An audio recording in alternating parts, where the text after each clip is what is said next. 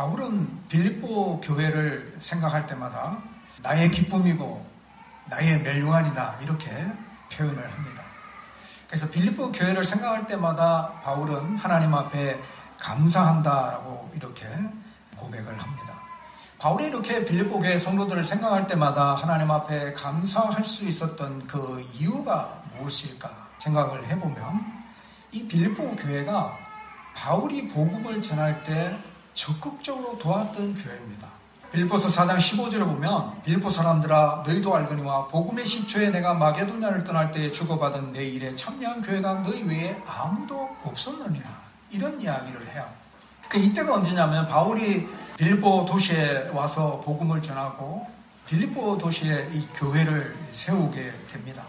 그리고 이 지역 이제 마게도냐 이 지역을 떠나면서 아가야 쪽으로 가는데 그때에 이 빌립보 교회만 바울의 복음을 위하여 헌금을 하게 되죠. 지금 그 이야기를 이야기하면서 빌립보 교회 너희 외에는 아무도 나를 도와주는 자가 없었다라고 이렇게 이야기를 하고 있는 겁니다. 나중에는 여러 교회들이 바울의 그 복음 사역에 많이 헌금하고 도왔지만 처음에 이 빌립보 교회만 이렇게 적극적으로 바울의 복음 사역에 도왔던 것을 봅니다. 또한 바울이 데살로니가 지역에 가서 복음을 전할 때에도 빌립보 교회가 바울을 위해서 헌금한 일들이 여러 번 나타납니다. 이뿐만 아니라 빌립보 교회는 바울이 로마 감옥에 갇혔을 때에 교회의 대표 에바브로디도를 보내서 바울이 감옥에 생활할 때에 힘들고 어렵잖아요. 나이든 바울이 어려움 가운데 있으니까 돌보아 주기 위해서 사람을 보낸 겁니다. 그래서 에바브로디도가 거기 가서 바울을 이렇게 돌보는 그런 일들을 했습니다. 바울은 이 빌립보 교회를 굉장히 칭찬하는 장면이 나오는데요. 고린도후서 8장 1절과 2절 말씀해 보면 형제들아 하나님께서 마게도냐 교회들에게 주신 은혜를 우리가 너희에게 알리노니 환난의 많은 시련 가운데서 그들의 넘치는 기쁨과 극심한 가난이 그들의 풍성한 연보를 넘치도록 하였다라고 이렇게 언급하는데요. 바울이 지금 이 고린도후서 그러니까 고린도 교회에게 보낸 서신인데 그 서신 안에 이 마게도냐 교회들이 많은 환난과 어려움이 있었지만 그들이 기쁨 가운데 생활했고 극심한 가난이 있었지만 그들이 풍성한 헌금을 하였다라고 이렇게 이야기하면서 고린도 교회가 이런 마게도냐 교회를 본받아서 성장하기를 바랬던 모습을 볼 수 있습니다. 이 마게도냐에 있었던 교회가 누구냐면 빌립보 교회, 데살로니가 교회, 베레아 교회입니다. 그러니까 빌립보 교회가 여기에 포함이 되어 있는 거죠. 그래서 바울은 이 빌립보 교회를 생각할 때마다 나의 기쁨이고 나의 멸류관이다 이렇게 자랑스럽게 생각했던 모습을 볼 수 있는데 사실 이 빌립보 교회가 아무런 문제가 없는 교회는 아닙니다. 사실은 내면적으로 다툼이 있었던 교회입니다. 유대아와 순두교회라는 두 여인을 중심으로 이 세력 다툼이 일어났던 교회가 빌립보 교회입니다. 교회 안에서 좀 더 높은 지위와 영향력을 가지려고 하는 그런 다툼이 있었어요. 그래서 서로가 공격하고 서로가 나쁘게 이야기하고 험담하고 무시하는 그런 현상이 이 빌립보 교회 안에 발생한 겁니다. 바울이 이 소식을 들었어요. 그래서 너무나 안타까워하면서 그들에게 권면하고자 이 빌립보 서신을 쓰게 된 것입니다. 사도 바울이 다툼이 일어나고 있는 빌립보 교회 성도들에게 과연 어떻게 권면했을까? 이 다툼을 극복할 수 있는 방법으로 무엇을 제시했을까요? 바울이 다툼 가운데 있는 성도들에게 제시한 이런 방법들이 오늘 우리가 교회 생활해 나가는 데 있어서 올바른 신앙생활이 무엇인지 또 어떻게 우리가 신앙생활을 해야 되는지를 알려주는 것과 같은 모습으로 나타나는 것을 발견하게 됩니다.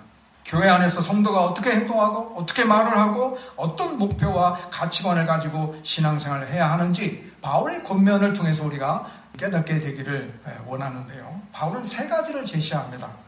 첫째는 사랑을 가지고 하나가 되어라. 둘째는 겸손한 마음으로 하라. 셋째는 서로 돕는 자가 되라. 그래서 우리가 올바른 신앙생활을 하기 위해서는 첫째, 사랑을 가지고 하나가 되는 것이다 라는 사실이에요. 여러분 2절 말씀해 보면 마음을 같이하여 같은 사랑을 가지고 뜻을 합하여 한 마음을 품어 이렇게 말씀하고 있는데 여기 가만히 들여다보면 강조되는 말이 보입니다. 같이 하고 같은 사랑, 합하고 한 마음, 이 모든 말들이 다 하나됨을 강조하고 있는 것을 볼 수가 있어요. 그래서 교회 안에 올바른 신앙생활을 하기 위해서는 우리가 하나 되는 일에 적극 힘쓰는 모습이 있어야 된다는 것을 우리가 발견하게 되는데요. 왜 우리가 교회 안에서 하나가 되어야 될까요? 우리가 각자 개성이 있고 각자 나름대로 생각이 따로 있는데 왜 우리가 하나가 되어야 될까요? 그것은 복음을 위해서 우리가 하나가 되어야 된다는 겁니다. 유오디아를 위해서 하나가 되어야 되는 것도 아니고 순두개를 위해서 하나가 되어야 되는 것도 아니고 복음을 위해서 하나가 되어야 된다는 사실. 복음이 중심에 있고 모든 성도들이 그 복음을 중심으로 생각과 마음이 하나가 되어지는 그런 모습으로 신앙생활을 해나가는 것이 올바른 성도의 신앙생활의 모습이다라는 것이에요. 빌립보서 1장 27절에 보면 너희가 한 마음으로 서서 한 뜻으로 복음의 신앙을 위하여 협력하는 것. 그래서 성도는 복음의 신앙을 위하여 협력하여 하나가 되어야 되는 모습을 이야기하고 있어요. 교회는 다양한 사람들이 모인 곳이죠. 사실은 각자의 생각이 있고 가치관이 있고 살아온 배경이 다르고 또 공부한 지식이 다르고 여러 방향으로 다른 모습들이 많습니다. 그러나 교회는 복음을 중심으로 하나가 된다. 이 사실 하나만은 분명히 우리가 기억할 필요가 있어요. 교회의 정체성이 뭡니까? 누구를 드러내기 위함입니까? 교회의 중심이 뭡니까? 유오디아도 아니죠. 순두개도 아닙니다. 사실 바울도 아닙니다. 교회의 중심은 복음이죠. 복음이 드러나는 것, 복음을 경험할 수 있는 것, 복음을 가장 잘 드러낼 수 있는 것이 교회이어야 된다는 사실이에요. 그래서 교회는 복음을 위해서 하나가 되어야 된다는 거죠. 바울이 복음을 전할 때 빌립보 교회는 멀리 서서 구경만 한 교회가 아닙니다. 그들이 바울이 전하는 복음의 일에 동참했습니다. 같은 뜻을 품고 같은 마음을 가지고 협력했습니다. 그들이 한 마음으로 성경 헌금을 보냈습니다. 그들이 한 마음으로 에바브로디도를 보냈습니다. 이러한 빌립보 교회의 복음을 위한 신앙의 모습을 보면서 바울이 이렇게 이야기해요. 1장 7절에 보면 너희가 내 마음에 있으며 나의 매임과 복음을 변명함과 확정함에 너희가 다 나와 함께 은혜에 참여한 자가 됩니다. 이 말은 뭐냐면 너희가 복음에 동참하였다. 복음에 참여하는 자가 되었다. 내가 앞장서서 복음을 전하고 이렇게 전도하지만 그러나 너희들이 뒤에서 이 사역에 함께 동참하고 함께 헌금하고 함께 기도하고 이런 모습들이 너희들이 함께 복음의 확장에 동참하고 있는 것이다라고 이야기하고 있는 거예요. 그래서 바울은 이렇게 이야기합니다. 빌립보 교회 내에 일어나는 이 다툼의 문제를 하나됨으로 해결해 나아갈 것을 권면하고 있는 겁니다. 너희들이 복음을 위해서 한 마음이 돼서 나의 복음 사역에 힘껏 도왔던 것처럼 교회 안에서 일어나는 너희들이 한 마음을 품어서 복음의 진보를 이룰 것을 권면하고 있는 겁니다. 우리의 신앙생활은 내 생각대로 하는 것이 아닙니다. 나의 유익을 앞세우는 것이 아닙니다. 우리의 신앙생활은 복음을 위해서 하나가 되는 것이죠. 이렇게 행동하는 것이 복음을 위한 것인지 판단해보고 행동하는 것입니다. 이렇게 행동하는 것이 교회의 유익을 가져오는 것인지 판단하여 행동하는 것입니다. 우리는 개인의 유익을 앞세우기보다는 복음의 유익을 앞세워야 합니다. 우리가 교회 생활에 나갈 때 복음을 중심으로 하나가 되어야 되는 근본적인 이유가 있습니다. 에베소서 4장 4절에서 6절 말씀해 보면 몸이 하나요 성령도 한 분이시니 이와 같이 너희가 부르심의 한 소망 안에서 부르심을 받았느니라. 주도 한 분이시요 믿음도 하나요 세례도 하나요 하나님도 한 분이시니 곧 만유의 아버지라. 만유 위에 계시고 만유를 통일하시고 만유 가운데 계시도다. 몸이 하나 성령도 한 분, 한 소망, 주도 한 분, 믿음도 하나, 세례도 하나, 하나님도 한 분이시다. 계속 모든 것이 다 하나라고 이야기하고 있죠. 우리가 믿는 믿음이 하나이기 때문에 둘로 나누어질 수가 없는 겁니다. 우리가 믿는 삼위일체 하나님이 한 분이시기 때문에 우리가 하나가 되어야 된다라고 하는 것이에요. 우리는 같은 한 분 하나님을 믿는 자들이죠. 우리는 같은 하나님의 말씀에 순종하는 자들입니다. 그렇기 때문에 우리는 하나가 될 수밖에 없는 겁니다. 근데 우리의 믿음이 변질되니까 하나 되지 못하는 거예요. 우리의 생각에 하나님의 뜻만 담겨 있지 않고 내 생각과 나의 유익을 생각하기 때문에 하나가 되지 못하는 겁니다. 정말로 순수하게 온전하게 하나님의 뜻에 굴복하는 성도라면 교회 안에서 모든 성도들이 하나가 될 수 있습니다. 그래서 에베소서 4장 3절에는 성령이 하나 되게 하신 것을 힘써 지키라, 이런 권면의 말씀이 나옵니다. 우리가 하나가 될 때 사랑을 가지고 하나가 되어야 된다고 2절에 말씀하고 있죠. 이 사랑이 뭐냐면 하나님의 사랑입니다. 우리는 요한복음 3장 16절 말씀을 통해서 하나님의 사랑이 무엇인지 압니다. 하나님이 세상을 이처럼 사랑하사 독생자를 주셨으니 이는 그를 믿는 자마다 멸망치 않고 영생을 얻게 하려 하십니다. 하나님이 우리를 사랑하셔서 독생자 예수 그리스도를 이 땅에 보내주셨어요. 그 예수님이 우리를 위하여 우리의 모든 죄의 짐을 지시고 십자가에 죽으심으로 말미암아 우리의 모든 죄값을 지불하여 주셨어요. 그래서 우리가 예수 그리스도를 믿으면 멸망하지 않고 영생을 얻게 되는 것입니다. 우리가 이런 하나님의 사랑을 받았어요. 하나님께서 이처럼 우리를 사랑해 주셨어요. 그러므로 우리가 서로 사랑하는 것이 마땅하다라는 사실입니다. 하나님께서 나를 사랑하셔서 죄 가운데 건져주시고 하나님의 자녀로 삼아주셨듯이 똑같이 교회 안에 다른 성도들도 하나님께서 사랑하셔서 죄에서 건져주시고 하나님의 자녀로 삼아주신 겁니다. 똑같은 하나님의 사랑을 받고 있다라는 사실이에요. 이 사실이 왜 중요하냐면 만약에 다른 성도들을 대할 때 하나님의 사랑으로 대하지 아니한다는 것은 곧 하나님의 사랑을 인정하지 않는 것과 동일하게 되는 겁니다. 하나님께서 사랑하셔서 그 성도를 구원하여 주셨는데 내가 그 성도를 미워한다는 것은 하나님의 사랑을 인정하지 않는 거예요. 하나님께서 사랑하셔서 그 사람을 죄에서 건져주셨는데 내가 그 사람을 미워해요? 사랑하지 않아요? 그러면 하나님의 사랑을 인정하지 않는 거예요. 그래서 로마서 14장 15절에 이런 말씀 나와요. 만일 음식으로 말미암아 내 형제가 근심하게 되면 이는 내가 사랑으로 행하지 아니함이라. 그리스도께서 대신하여 주신 형제를 내 음식으로 망하게 하지 말라. 나의 유익 때문에 교회 안에서 어떤 세력을 가지기 위해서 형제를 미워하게 되는 것은 하나님의 사랑을 인정하지 않는 것이고 형제를 망하게 하는 것이다라고 이야기하고 있어요. 그래서 우리는 신앙생활 가운데 은혜스러운 말, 덕을 끼치는 말을 함으로 지체를 믿음 위에 굳건하게 세워나가는 그런 신앙의 모습을 잘 드러내야 됩니다. 내 고집과 내 아집으로 나를 세우지 말아야 된다는 거죠. 서로 배려하고 존중하여서 하나 되기 위해서 힘써야 된다는 것입니다. 두 번째, 올바른 신앙생활은 겸손한 마음으로 하는 것입니다. 3절에 보면 나오죠. 아무 일에든지 다툼이나 허용을 하지 말고 오직 겸손한 마음으로 각각 자기보다 남을 낮게 여기고 라는 말씀 나옵니다. 이 겸손함으로 하는 것, 여기서 두 가지를 이야기하고 있는데요. 하나는 소극적인 측면에서 이거는 하지 마. 그리고 적극적인 측면에서 이거는 하라, 이렇게 보면 하지 말아야 될 것은 뭐냐면 다툼과 허용입니다. 이 다툼이라는 말은 단순히 어떤 의견 충돌로 이렇게 싸운다 이런 의미가 아니고요. 여기서 말하는 이 다툼이라는 단어가 자신의 어떤 이기적인 야망을 의미하고 있어요. 그러니까 자신의 이익이나 명예를 위해서 다른 사람과 경쟁하고 파벌을 만드는 그런 행위를 의미합니다. 허용이라는 것은 헛된 영광을 구하는 거죠. 자신의 지위나 능력에 어울리지 않는 헛된 자랑을 통해서 남에게 인정받으려고 하는 그런 마음을 의미합니다. 이 다툼이나 허용으로 하지 말라. 여러분, 다툼과 허용을 가만히 들여다보면 그 안에는 어디서 출발하냐면은 교만한 마음에서부터 출발합니다. 나는 잘났고 너는 못났다라고 생각하는 그 생각에서부터 출발합니다. 그래서 바울은 이런 다툼과 허용이 있기 때문에 이 빌립보 교회에 다툼이 일어나고 분쟁이 일어나고 내분이 일어나고 서로가 파별이 나누어지고 이런 현상들을 어떻게 극복해 나가야 되느냐라는 말씀은 이런 다툼과 허용으로 하지 말고 이 교만을 물리치기 위해서 겸손한 마음을 가질 것을 권면하고 있어요. 다툼이나 허용으로 너희들이 이런 마음을 갖지 말고 겸손한 마음을 가져라.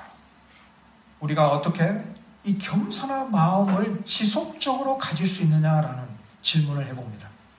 우리가 어떻게 교회 안에서 겸손한 마음을 늘 간직할 수 있을까요? 우리가 사람이 착하게 살고 정의롭게 산다 하지만 우리가 하나님 앞에 죄인에 불과하죠. 아무리 우리가 뛰어나고 아무리 우리가 선비같이 산다 할지라도 하나님 앞에서는 죄인에 불과합니다. 로마서 3장 10절에 보면 기록된 바 의인은 없나니 하나도 없으며 깨닫는 자도 없고 하나님을 찾는 자도 없고 다 치우쳐 무익하게 되고 선을 행하는 자는 없나니 하나도 없도다. 그러니까 인간은 죄로 말미암아 완전히 타락하였고 전적으로 무능력하여서 스스로 그 죄에서 빠져나올 수 없는, 그래서 아무런 희망도 없고 소망이 없는 그런 자였어요. 이런 자를 예수님이 찾아오신 거죠. 예수님이 인간의 몸으로 이 땅에 오셔서 우리의 모든 허물과 죄를 대신해서 십자가에 죽으시고 부활하심으로 말미암아 우리의 모든 죄를 사하여 주신 거죠. 그래서 우리가 죄에서 해방된 겁니다. 이런 사실을 잊지 말아야 된다는 거죠. 그러니까 죄인인 내가 하나님의 은혜로 말미암아 구원을 받았다라는 사실을 잊지 않을 때에 우리는 하나님 앞에서 겸손한 신앙생활을 지킬 수가 있습니다. 에베소서 2장 8절에 보면 너희는 그 은혜로 의하여 믿음으로 말미암아 구원을 받았나니 이것은 너희에게서 난 것이 아니요 하나님의 선물이라. 우리가 구원받은 것은요 하나님의 선물이래요. 하나님의 은혜로 주어진 것입니다.